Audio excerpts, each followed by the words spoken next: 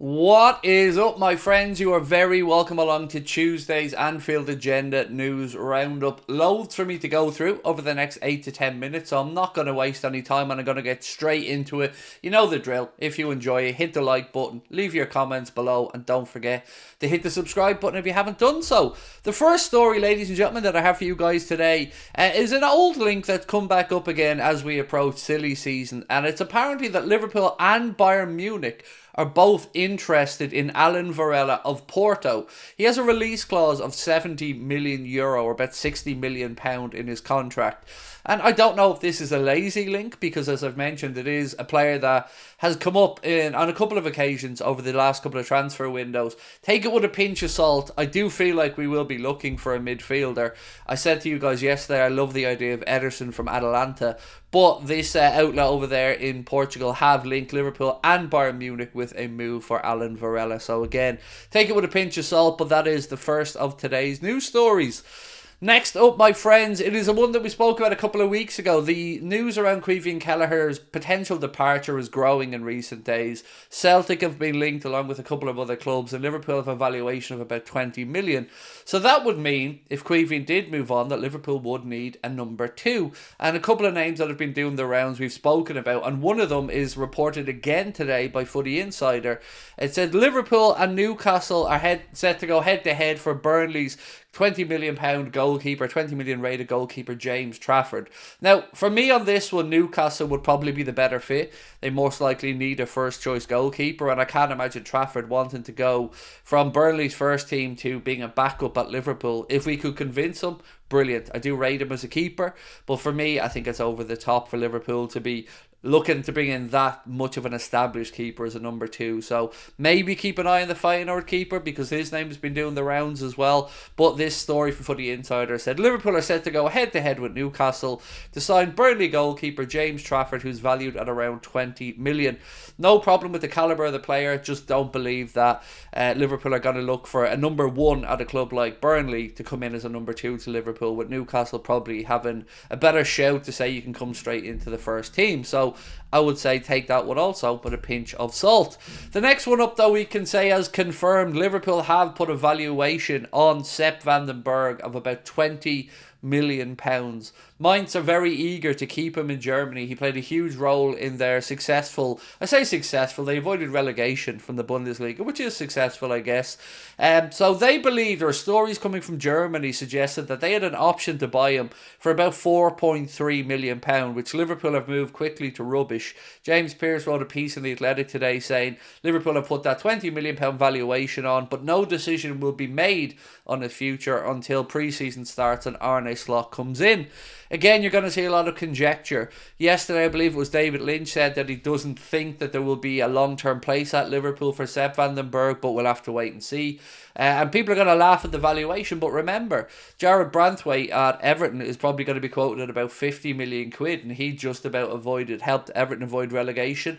So why not one of our boys who's gone and had a couple of successful loan spells at Schalke, at Preston, and at Mainz, where he has shone and done really well. So we might think it's a bit of a crazy valuation, but it's Michael Edwards we're dealing with here, and I remember some of the fees that he's got for players previously. So let's wait and see what happens. But for me, I think he deserves to be looked at by Arne Slot. Obviously, Sipke Hulshoff, the assistant coming in with Arne Slot, would have worked with Van den Berg throughout the Dutch national team, probably the youth ranks, but they do have knowledge of Van den Berg. So let's wait and see what happens here. But if Liverpool could get 20 million from, that would be a tidy bit of business as well. We signed him, I think, from PEC Zwolle for about 4 million quid in 2019. It's hard to believe it's been 5 years already, but it has.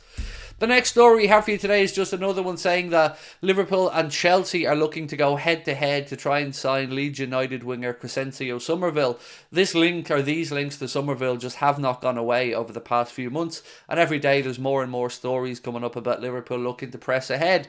I'd like to see Liverpool try and do some business early. I know there's still a lot of change happening behind the scenes at the club, but the earlier we can get business done ahead of the Euros and stuff, for me, the better. So let's wait and see if we do put an offer in. Leeds obviously obviously missed out on the playoff qualification to the Premier League, having lost to Southampton 1-0, so they are going to need to move on a couple of players. Crescencio Somerville, only 22 years of age, Dutch international, and put up decent numbers for Leeds, so let's see how this one pans out. Now a story about a player who's been linked constantly with a move away from Liverpool, and Ben Jacobs has said that Liverpool want to keep Luis Diaz this summer. He is contracted at the club until 2027 and there are no plans to sell him. Now whilst I hope that is the case, even if there was a belief that maybe he will be sold, the club aren't going to come out and say that yes, he could be sold, because that would lower the valuation and lower their negotiating point. So for me, I don't know what's going to go on with Diaz. I feel like if Barcelona can get a pile of money together that will be acceptable, maybe we'll see a move. PSG feels like it would just be a money grab for Lucho if he went there. So keep an eye on it, but I do think we're going to have a story rumbling on throughout the summer about Diaz, especially with Barcelona looking to bring in somebody in a wide area, somebody with a bit of experience as well. So Virgil van Dijk has been speaking about the future, and this is what he's had to say. And this surprises me, guys. I'm not going to lie, this surprises me, but I'll read it out and see what you think. A new contract hasn't yet been discussed. That's the part that surprises me. This isn't surprising to him, but it certainly is to me, because the club was completely busy with the new trainer, staff and everything. Then it doesn't make sense to start working with players. You can always talk, and we'll see how that will go. That's grand for him in the position that, you know, he knows that one way or the other he will either get a new contract with Liverpool or get a pretty big contract elsewhere. For us Liverpool fans, it's not great news to hear that the club hasn't started those negotiations with the likes of Salah, Virgil and Trent, who of course are all just about to go into the last year of their contract. So we'll brace ourselves for more news around that one, but at least Virgil is showing calm signs. But sure, what else would you expect from Virgil? Right, the next one is one that isn't so much as a link as more of a suggestion. So we were listening to BBC Radio, and an article popped up, or a piece popped up, where it said that Liverpool should sign Jarrod Bowen, and this is coming from Kevin Nolan, who of course worked and played with Jarrod Bowen. And I love the idea of Bowen coming to Liverpool. He's spoken about him as Mohamed Salah replacement, and I have to say, if you could just forget the numbers for a second, which is easy to do. If Liverpool lost Mo, I would take Jarrod Bowen in a heartbeat, because he is for the here and now, and it would still allow the likes of Bendo, Cade Gordon, Trent Cohn-Doherty and many others to develop. So for me, I'd love it. It just hurt last year when I heard that they were going to ask for about 100 million quid should Jarrod Bowen be sold. It feels pretty unrealistic. I don't know what Julian Lopetegui's stance is going to be. Obviously, he's just joined on as the new West Ham coach, so let's wait and see what happens there. But just from what he has said, he thinks he'd be a great fit. Loads of others have said. I think Mikel Antonio even said that he'd be a great Salah replacement. I don't disagree. I've long been a fan of Jarrod Bowen, but I just don't know if the numbers would make sense for Liverpool. But maybe if you did bring in a load of money for Mo, maybe you'd spend that money on a 27-year-old proven player. But let's wait and see. Another little bit, this time an outlet based in the Netherlands have said that Erik Ten Hag's snidey little comments toward Mr. Arne Slot are of jealousy, basically, and the piece goes on to label Erik Ten Hag as precious and an intriguing man. I love that they've called him precious there, because he does seem to have his back up a little bit about the arrival of Arne Slot, especially with the praise that he's been getting from the Netherlands about him being the best Dutch coach. It's obviously not sitting well with Ten Hag. And quickly, while we're on United, Ineos have until Monday to satisfy UEFA's multi-club ownership rules. Obviously, as it sits, it looks like Manchester United and Nice, his other club, will both be playing in the Europa League, which currently isn't allowed with the ownership shares that he has in both. He's gone over the 30%, I believe, in United, which is going to make it difficult. So it's up to him to see if he can figure that out with UEFA.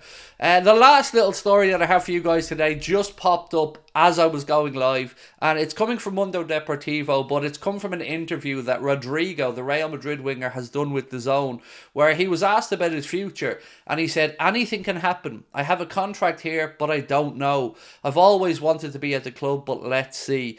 Again, another name that I would be over the moon for Liverpool to be involved with if there was a potential deal to be done there. And maybe this is him opening up to say, with the arrival of Mbappe and the other players there, and Madrid looking to bring in a couple of fullbacks as well, maybe they will have to free up some cash. It's believed that they've put in a really, really low offer for Lenny Yoro of about £26 million and told told Lenny Euro to be patient because they're going to have to play out the game. So maybe Madrid are struggling a bit financially to make everything add up.